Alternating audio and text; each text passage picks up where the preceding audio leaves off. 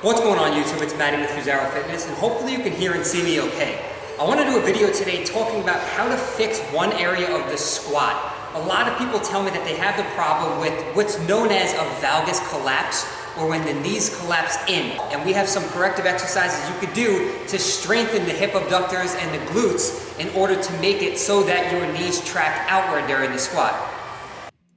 Alright, so you may have seen videos by other YouTubers already talking about cues and tips in order to correct the squat. What I'm just going to do here is give you some exercises you can implement in order to correct some of these imbalances. So what you see there is a pretty good looking squat. Knees are forced outward, tracking over the toes, and what I'm going to demonstrate here is what I mean by knee valgus or knee collapse.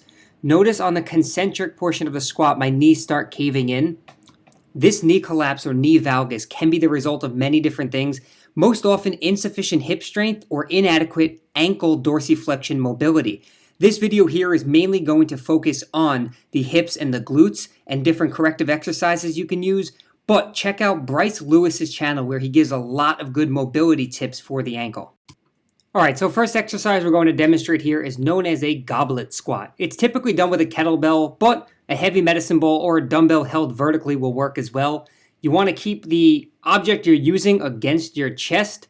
Keep your feet a little bit wider than shoulder width apart, flared out around 30 degrees. And what you're simply doing is sinking in between your legs and letting your elbows push your knees outwards. Holding the weight is going to help you drop into the bottom portion of the squat. It's going to help you focus on the mechanics of the squat, such as thoracic extension, really keeping that torso extended, the chest upright, and ensuring that the knees are tracking over the toes.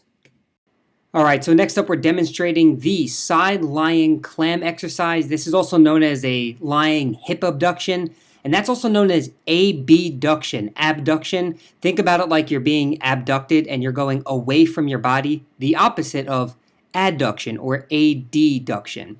So what we're doing here is using a mini band, which you can purchase online. I'll have the links in the description box below.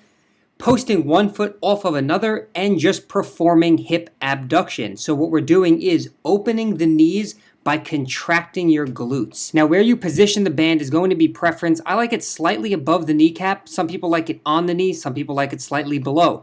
But notice, I'm a big fan of kinesthetics. I am touching my glute to make sure that it is being activated while performing this exercise. And what I'm demonstrating here is the wrong way to do it. Notice how I am rolling onto my lower back and I'm no longer using my glutes in order to open up my knees. So you have to make sure that you stay in that side lying position and ensure that you are abducting from the hips in order to open up. This is another quick demonstration of side lying hip abduction that can be done. Again, touching the glutes to make sure that you are using them in order to lift that leg up. And this I'll show you the wrong way of doing it, which would be lifting your leg way too high, taking the stress off of the glutes, and even curling up using your obliques in order to open up those hips. So that's not what you want to do. Next up, we have some lateral band walks. So we're just going to place the mini band right in the middle of our foot. And this is great because it doesn't only focus on hip abduction, but also external rotation. So not really much to be shown here. Grab yourself an athletic stance, knees slightly bent, and just go ahead and perform lateral walks by forcing the toes outward and using the hips to separate those legs. So you will start to feel this in the glutes and it will start to burn. It's a great exercise to do prior to squatting as well. So again, notice the kinesthetic awareness. I am feeling the glutes to make sure they are working properly while also focusing on keeping those feet externally rotated. Alright, so we're running in for another demonstration here. Simply just banded squats. Put that mini band right above your kneecaps, or you can use a weightlifting belt if you like. This is just to help you consciously think of forcing those knees outward. So you can use a barbell, you can use your body weight, or you can use one of these body bars, and you're just performing a squat like normal and just forcing those knees outward. The band is going to want to bring them together, but it's your job to keep those knees apart, tracking over the toes. Alright, so hopefully those tips helped out. I got one more. We're going to call it the hip opener.